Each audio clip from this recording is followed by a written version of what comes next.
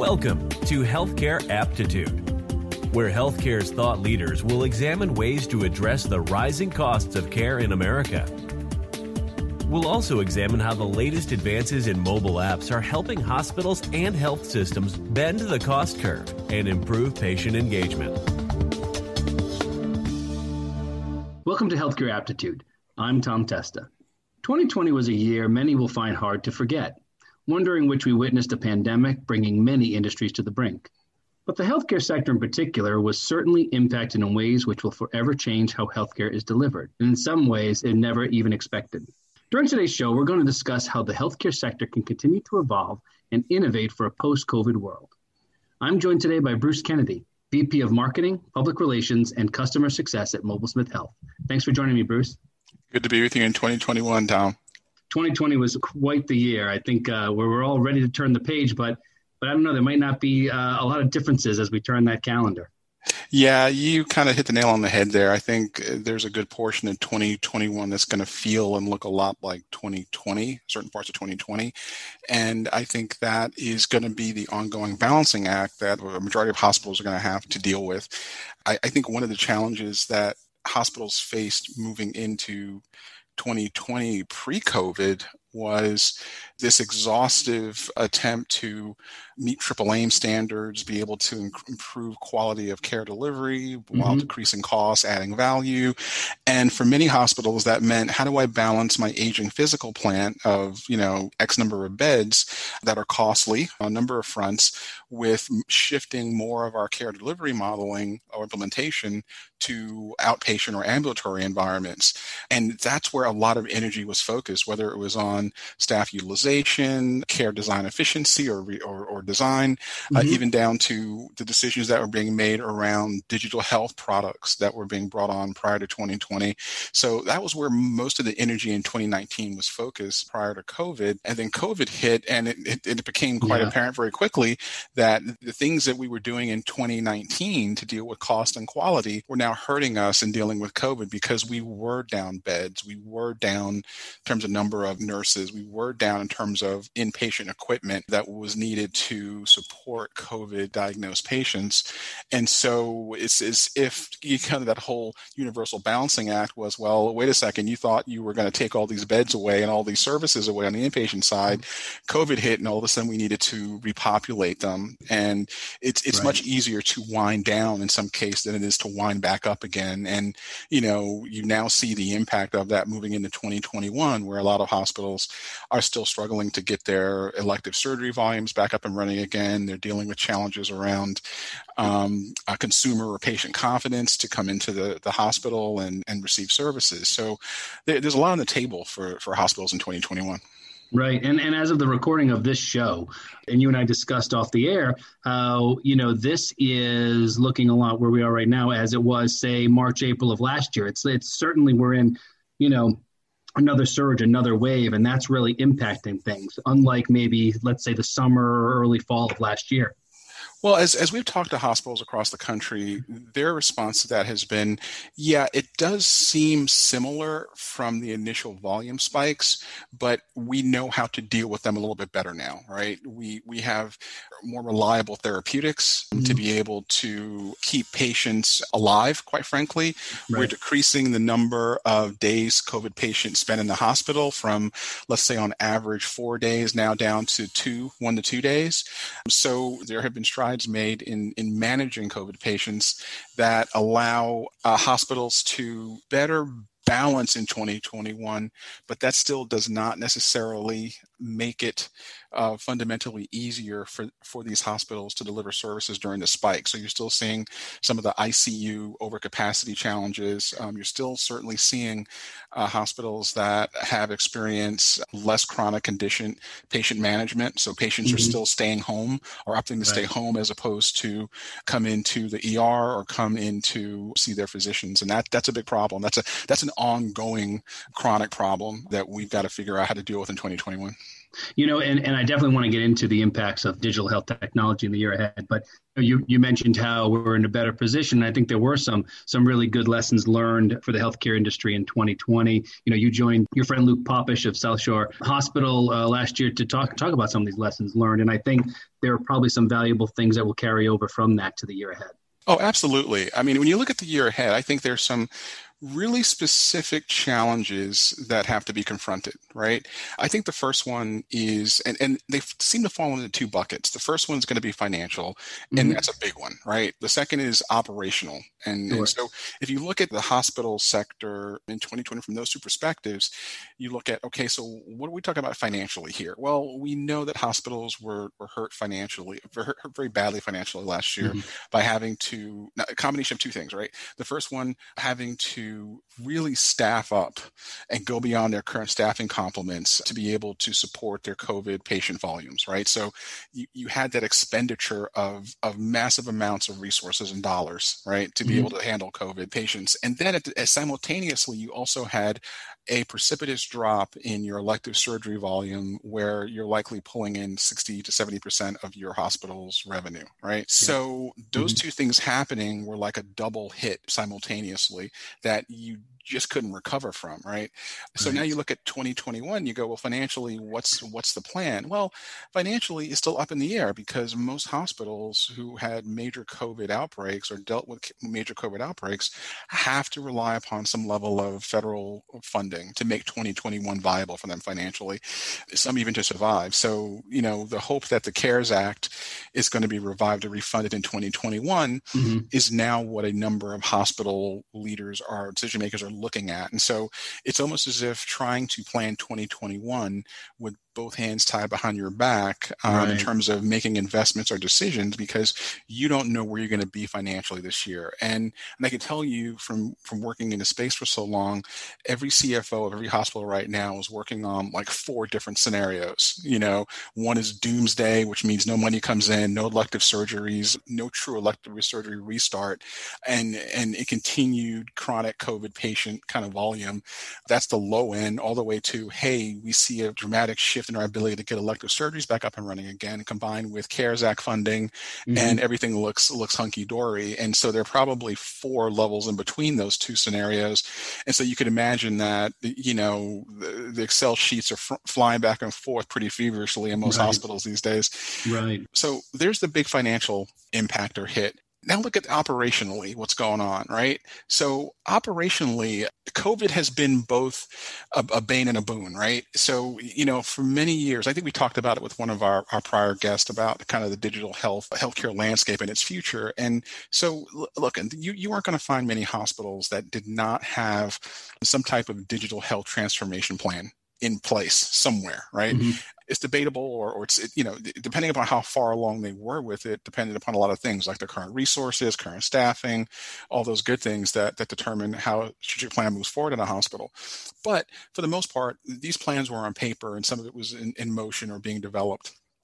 Well, fortunately and unfortunately, the impact of COVID on those plans was usually to accelerate a hospital's digital health planning because they had to become more remote and work more efficiently, both from a cost perspective, from a resource perspective, and from a patient care perspective. And so digital health took more of a front seat, or digital health planning took more of a front seat by just the nature of trying to keep COVID patients out of the hospital or manage patients out of the hospital for as long as you could. So the ability to drive telehealth, remote monitoring allowed them to be able to do that. And so that was the kind of the first digital health leap. As we move into 2021, you're seeing, I think, more dedicated planning around digital health innovation and how that truly impacts the patient care journey. And so, we see that moving forward, and that's a good thing, right? So clearly virtual care will have to expand if you're going to survive. And so that's a great thing.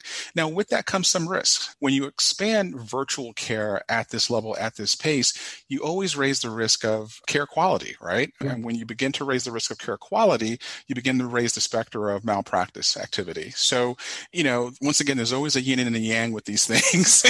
Right. And so operationally, yes, we're going to see an expansion of virtual care.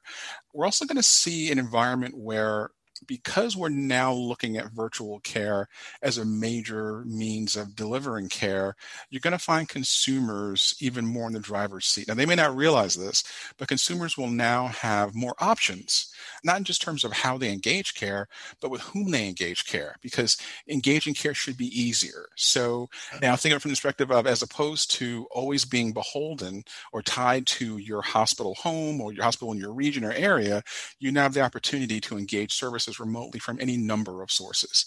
And that's going to raise competition, and competition is normally good for the consumer market. And so consumers will have a bit more power in how they go about engaging healthcare in their daily lives. And that's not a bad thing either, right? Right.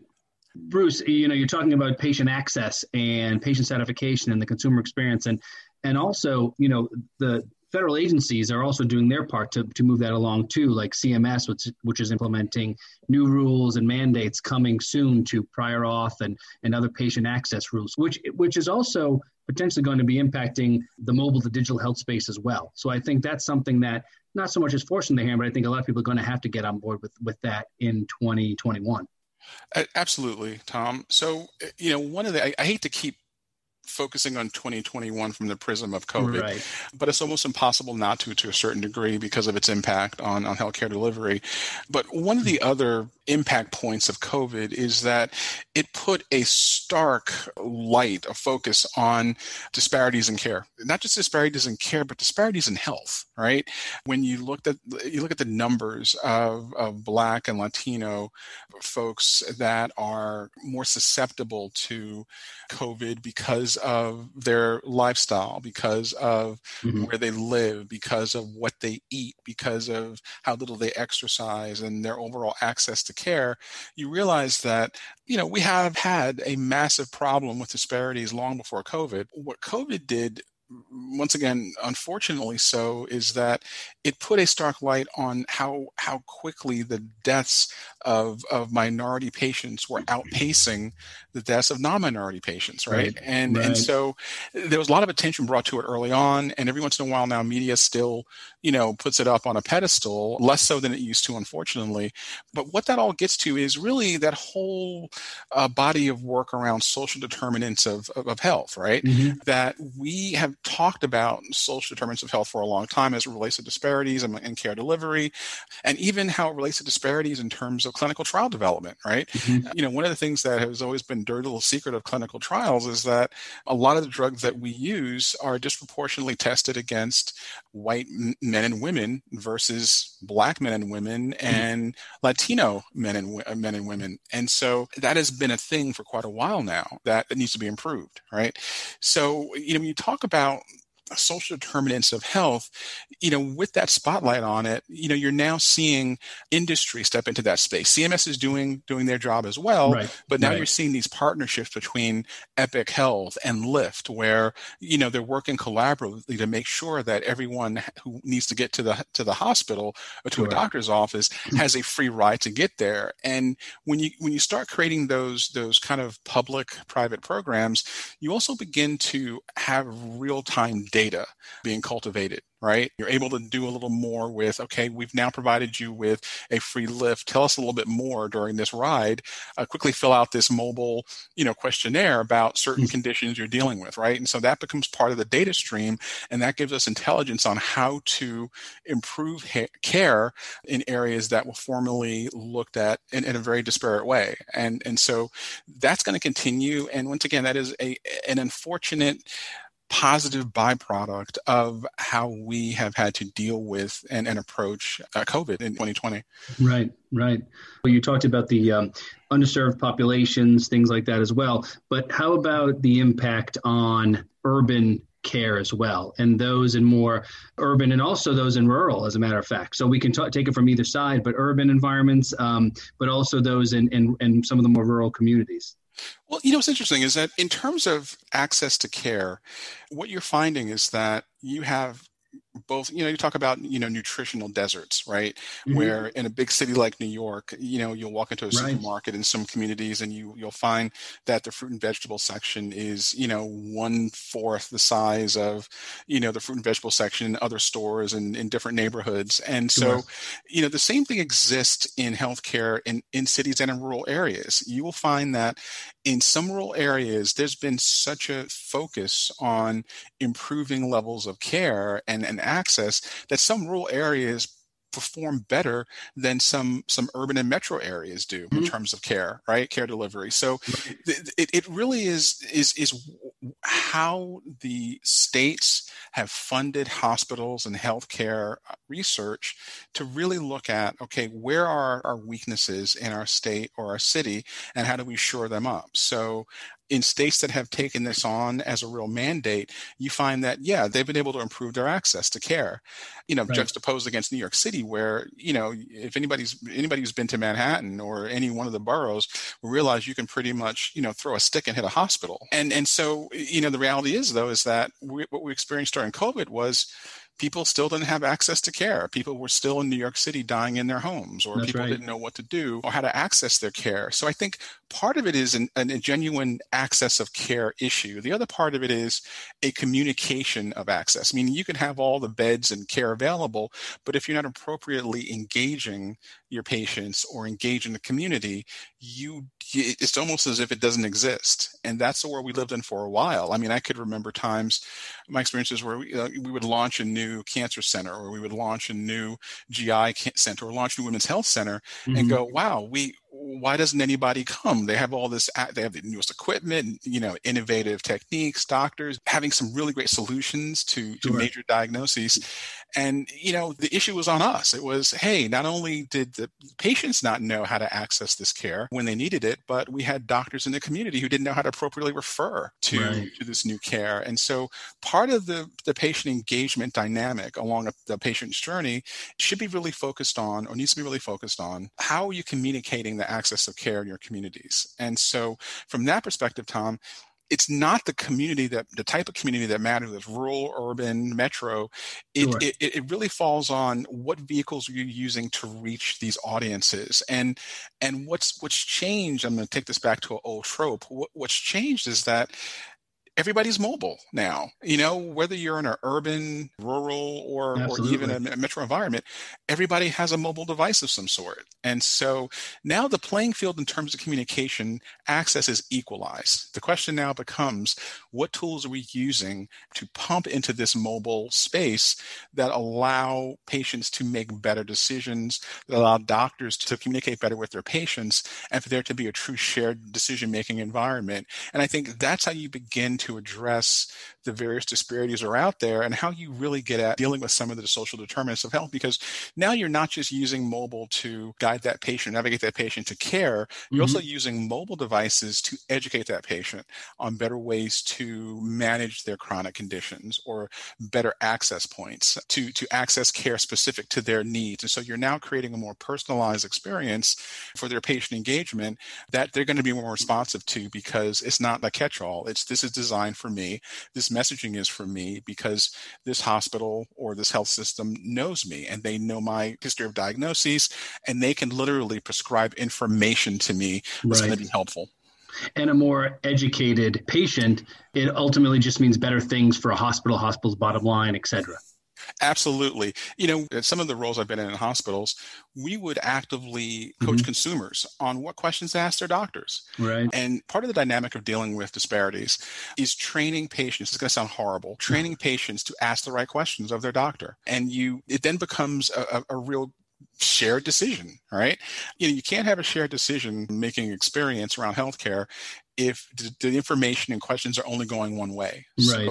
So part of the design of these kind of programs is to kind of take the stigma of questioning doctors and clinicians away from the patient, and get the patient thinking about how to manage their care with the help of their physician.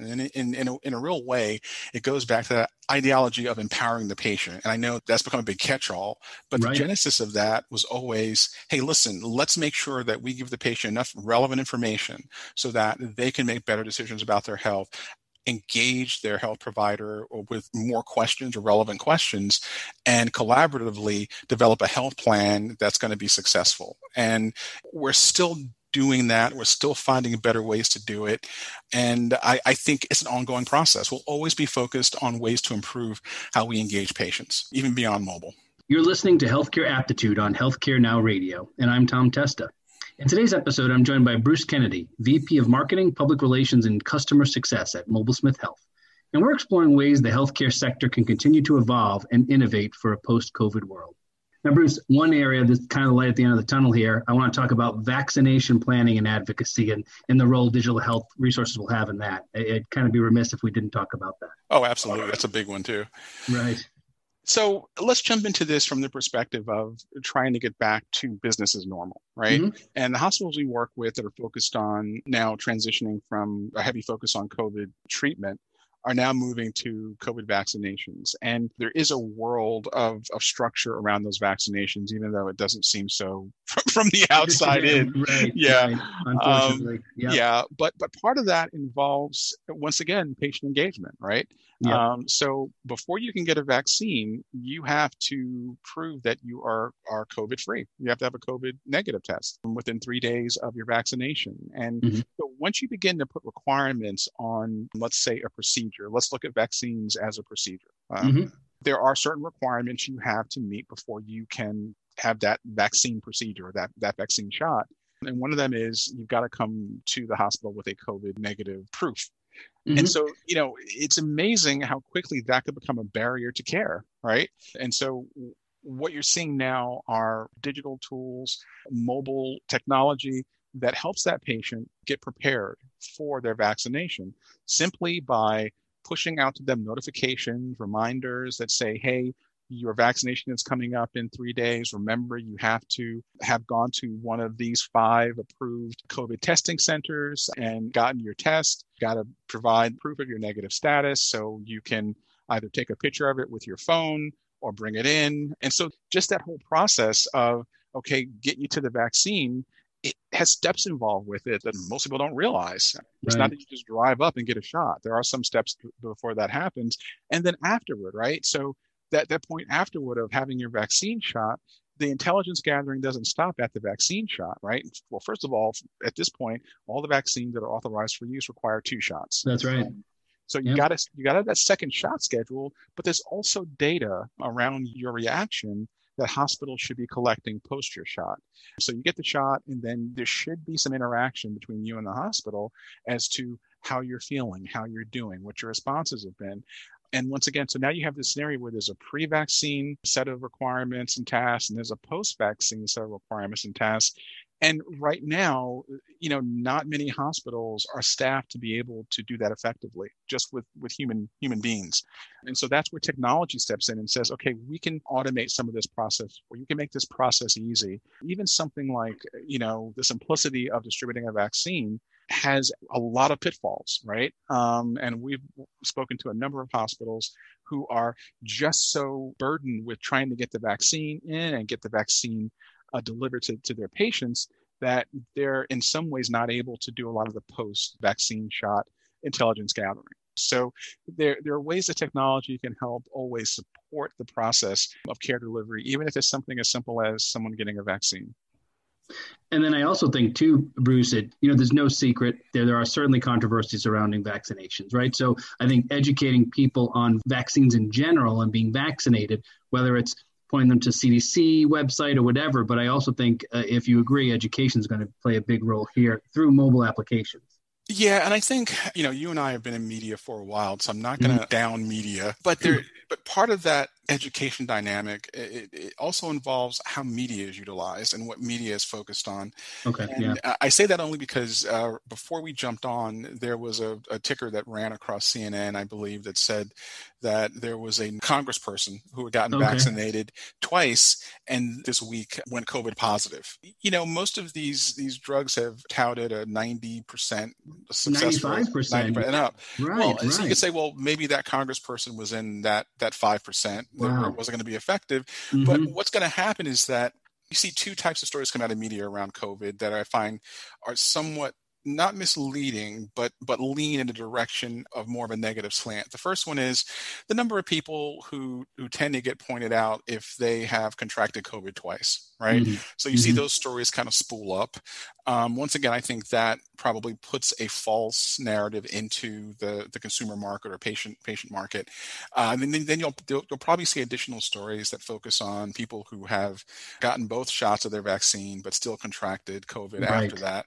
So what has to happen is healthcare communicators and leaders have to balance that out with more fact-based information, right? Longevity fact where they can, more sound science versus news bites. And I think, yes, so education is going to play a real big role in this, and not just education to get you in for the vaccine, education around the entire process, because what you want to see happen is folks that get the vaccine to still act responsibly, right? Unfortunately, no matter what your political stripe is, I think that no one could argue that the information coming out of the CDC for most of 2020 has been mangled. And it's important that we understand that, right? And the CDC has a role to play in this as well. The CDC has to recover their ability to put out relevant, substantive, accurate information to the public, because prior to 2020, I don't believe we ever doubted or questioned the information coming out of the CDC the way in which we did during 2020. So I think that there are a couple of pillars of health information that have to recover. One is the CDC and our government health organizations. The second is media has to do a better job of what they do in terms of educating their viewers and listeners. And I think hospitals have to become more aggressive with reaching into homes with the technology we have available to us for communicating with patients and consumers, and making sure that they're aware of putting this pandemic in its place in terms of historical significance, community significance, and then certainly being able to talk to what 2021 will look like from a chronic care management perspective. Because what we also want to see happen in 2021 is for people who are dealing with chronic conditions to feel comfortable enough to come back into their care environments and begin to manage their care again. Well, this has been a great conversation, Bruce. As always, my friend, any final thoughts before we wrap up this month's show? Yeah, what I will say is this, that one of the things that is constant is time, right? You know, a lot of hospitals now are in some ways playing a waiting game in terms of making meaningful decisions in 2021 because, quite frankly, of the costs involved in them, right? From our perspective, as a mobile health technology company, one of the things that we find is that there's a planning period that must take place prior to implementing any new technology. It's important that hospitals use the time they have now in the earlier part of the year to begin that planning, that piloting process. I mean, working with hospitals, developing product evaluation pilots on mobile tech products, right? So that during this period, they can pilot some of these products in their environment so that we can better understand their perioperative workflow so that we can apply our products on top of that to drive levels of efficiency, cost containment, all the good things that come from technology and innovation. We realize that they may not be able to make a implementation decision until June. Right. But that doesn't mean that you have the time to dither up until June. Right. I mean, if you start this process in June, you won't have a meaningful solution until probably, the fourth quarter. So we're stressing now the importance of using the time early in the year to get engaged so that you can develop a credible internal decision around the adoption of technology. Our focus is now on time. And I would encourage every healthcare decision maker, leader, influencer to think about the work that you could be doing now to set yourself up for implementing something meaningful in the late second quarter or early third quarter of this year. Excellent. Well, thank you very much, Bruce. I appreciate you joining me today. Always a pleasure, Tom. Always a pleasure. That's all the time we have for this month's episode of Healthcare Aptitude. Remember to catch the show on Healthcare Now Radio every weekday at 7 a.m., 3 p.m., and 11 p.m. Eastern Time. For more information, visit www.mobilesmith.com. You can also send your questions to sales@mobilesmith.com. Thank you for listening, and be safe out there. Thank you for listening to another episode of Healthcare Aptitude, sponsored by MobileSmith Health. Be sure to tune in weekdays at 7 a.m., 3 p.m., and 11 p.m. Eastern Time on Healthcare Now Radio.